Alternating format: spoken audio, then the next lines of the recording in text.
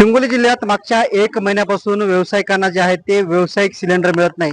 परिणाम जे आहे ते सर्वच हॉटेल व्यावसायिक असतील, छोटे मोठे कॅन्टीन व्यावसायिक असतील, यांनी जे आहे ते चुली मांडलेल्या आहेत आणि अशाच तळपत्या उन्हामध्ये जे आहे ते अशा प्रकारे चुलीवरती जे आहे ते पदार्थ काढण्याचं काम सुरू आहे।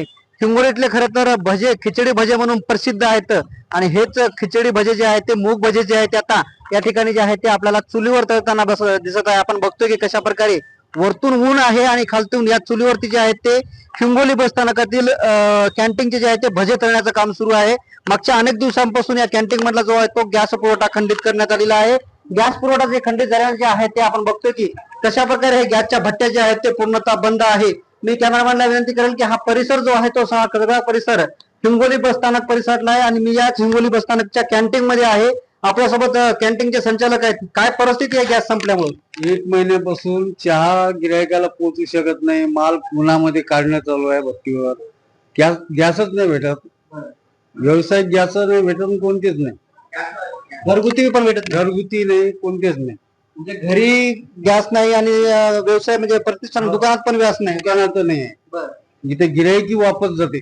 पण आता बंद करायची आपत आली होती म्हणून कसतरी ते भट्टी लावली, त्या उन्हामध्ये भट्टीमध्ये माल काढते। लय बेकार परिस्थिती आहे सध्या। आता जळतण काय भाव मिळतं? जैतून 8 रुपये किलो, पहिलं काय भाव होतं? पहिले 5 रुपये। अच्छा, पुरतं काय सगळं उन्हामध्ये?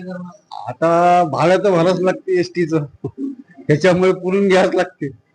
हो, आता ही एसटी महामंडळाची कॅन्टीन आहे आणि या कॅन्टीन मध्ये किती काय परिणाम काय झाला तुमच्या व्यवसायावरती? व्यवसाय परिणाम म्हणजे जे माल काढायचं काढू शकत नाही ना आपण। कसं ते थोडंफार माल काढून विक्री करत आहोत, जास्त आयटम काढायचे तर काढणंच होत नाही ना एका भट्टीवर। एरवी आपल्याकडे काय काय मिळतं, आता काय मिळतं?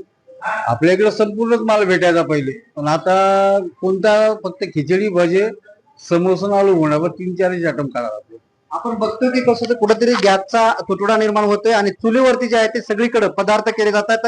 मेनू कार्ड मध्ये जे पदार्थ आहेत ते मिळत नाहीत। कुठेतरी आता हिंगोली बसस्थानकामध्ये खिचडी भजी आणि समोसा एवढेच पदार्थ मिळत असल्याची प्रतिक्रिया याच कॅन्टीन चालकांनी आपल्याला दिलेली आहे। कॅमेरामॅन ज्ञानेश्वर वानखेडेसह मी रमेश चेंडके, टीव्हीएन मराठी, हिंगोली।